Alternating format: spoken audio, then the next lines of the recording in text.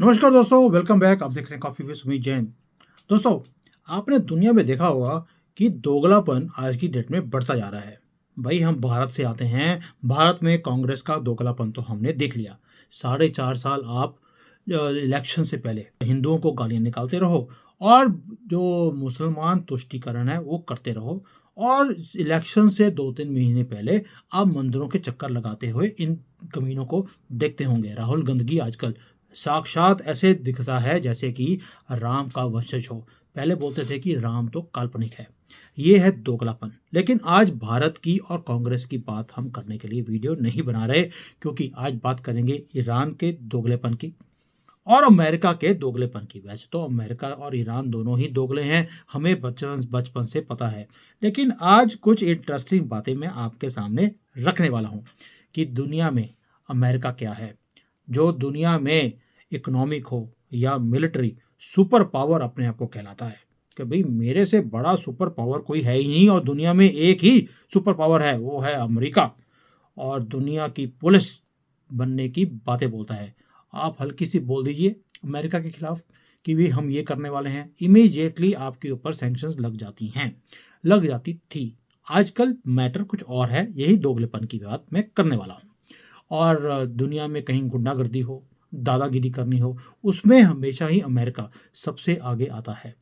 अब ईरान के साथ उसका 36 का आंकड़ा है, ये आप सबको मालूम है। अब ये ईरान को क्या कहता है, भाई अभी रिसेंटली तुम्हारे आतंकवादियों ने इजरायली मार दिए, जो वहाँ पर आतंकी हमला हुआ था हमास की तरफ से, क्योंकि सपोर्ट ईरान की तरफ से किया गया था। तो इन्होंने उनके ऊपर बहुत बड़ा एलिगेशन लगाया कि तुम्हारे आतंकवादी इजरायलियों को मार रहे हैं, तुम्हारे हूतिये जो हैं वो मिसाइलें मार रहे हैं, और हमारी जो शिप्स हैं उसे नष्ट कर रहे हैं, हमारे आर्मी के लोगों को वो मार रहे हैं। उन्होंने हमारे जो नेवी के ऊपर मिसाइल टकाए, और उन्होंने हमारे कई जवानों का भेज दिया। पता नहीं कहाँ गए हैं, क्योंकि इनके पास तो 72 उरें नहीं होती हैं। और जो तुम्हारे बंदे हैं हूतिये, वो जहाँ पर भी अमेरिकी देखते हैं वहाँ पर उनके ऊपर अटैक करना शुरू कर देते हैं।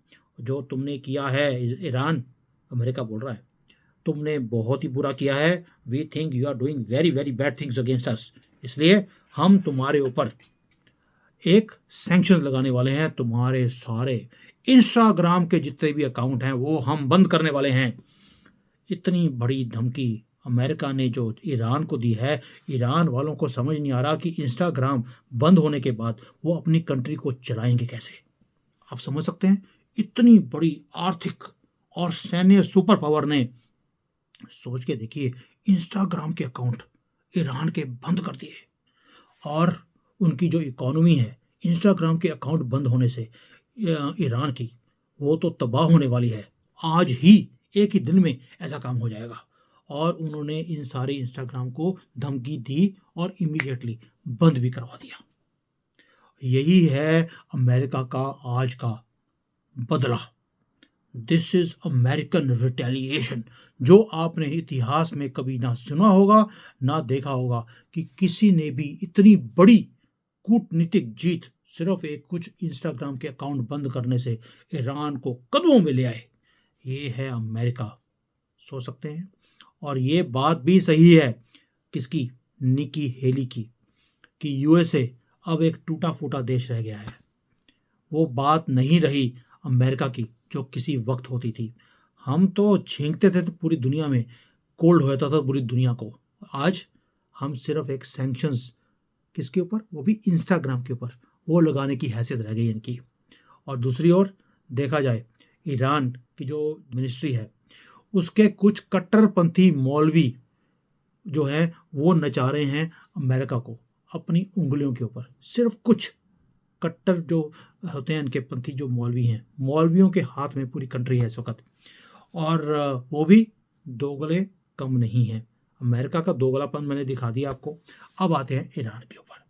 और इनका दोगलापन ऐसा है कि आपको याद है कि पिछले 1-1.5 साल से हिजाब पहनने को लेकर ईरान में कितने नागरिकों को पकड़ के अंदर कर दिया गया, औरतों के ऊपर अत्याचार किए गए, बड़ी बड़ी सेलिब्रिटीज़ गायब हो गई, कुछ पता ही नहीं है। और पूरा मीडिया इन चीज़ों से भरा हुआ है। और वही Islamic Republic of Iran America को नीचा दिखाने के लिए एक काम कर रहा है। उन्होंने अमेरिकी पॉर्न स्टार को, जिसका नाम था ब्रिटनी राइट, उसको रेड कारपेट बिछाकर अपने देश में बुलाया और उन्हें उसको कहता है कि तुम पूरी दुनिया में इस्लामिक रिपब्लिक ऑफ ईरान को प्रमोट करो। मतलब कि अपने ही कंट्री में तुम अपनी ही लेडीज को हिजाब ना पहनने पर तुम उनका कत्ल कर देते हो, और दूसरी तरफ तुम अमेरिका की पॉर्न स्टार को बुला के बोलते हो कि भाई तुम हमारे पक्ष में बात करो पूरी दुनिया में जाकर। क्यों, तुम्हें कोई और सेलिब्रिटी नहीं मिला, एक पॉर्न स्टार ही मिली तुम्हें? भाई ये तुम्हारी कैसी डिप्लोमेसी है ईरान भाई, जहां बिना हिजाब के सैकड़ों औरतों को तुमने गायब कर दिया अपने ही देश में, और वही अपने देश में एक पॉर्न स्टार को बुलाकर कहते हो कि हमारे देश को प्रमोट करो। भाई हमने सुना था कि जो मुस्लिम कंट्रीज वाले होते हैं या मुसलमान होते हैं वो हमेशा ही दोगले होते हैं, लेकिन इतना बड़ा दोगलापन मैंने तो कभी देखा नहीं है। तो दोस्तों, ये जो छोटा सा वीडियो मैंने बनाया आपको, आप सोच के देखिए, इन दोनों को देखकर मुझे लगता है कि कांग्रेस का जो दोगलापन है वो तो कुछ भी नहीं है इनके सामने। लेकिन क्या करें, डीएनए तो कांग्रेस का इन्हीं से मिलता है, ईरानियों से, और उन्हीं की भाषा बोलते हैं जो वहाँ पर बोली जाती है दोगलेपन की। हाय अल्लाह तेरी कसम, मतलब कि हाय अल्लाह भी तेरी कसम भी, और वो भी झूठी। ये है कांग्रेस का डीएनए, यही है ईरान का डीएनए, और अमेरिका भी कोई कम नहीं है। ये सोच के देखिए दुनिया में डिप्लोमेसी कैसी चल रही है आज की डेट में, कि कोई भी विश्वास के लायक नहीं है।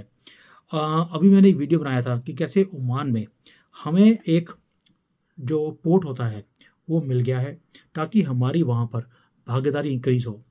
मैंने उसको बड़े डिटेल में मैंने वीडियो भी बनाया उसके ऊपर कि कैसे वो एक गेम चेंजर भारत के लिए होने वाला है। लेकिन मैं आपसे राय पूछता हूँ आपकी, क्या हम ओमान के ऊपर जो हमें पोर्ट मिला है विश्वास कर सकते हैं? है तो वो भी एक इस्लामिक मुल्क। क्या उनका डीएनए चेंज हो गया?